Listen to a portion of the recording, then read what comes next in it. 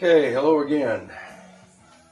I went ahead and put the oil pump drive gear on, and I finally got one of my parts in, so the oil pump is on and torqued.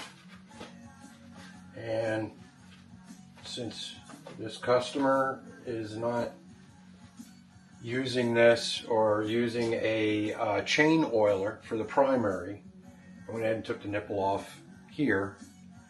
This is that chain oiler where it has a screw that basically you can adjust the amount of oil that is being dripped onto the chain on the primary side.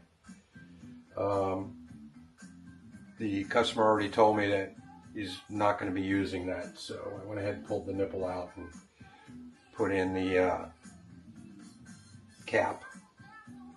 So other than that, this part's ready to go. Again, still waiting on parts. So until next time, remember to subscribe, like, follow.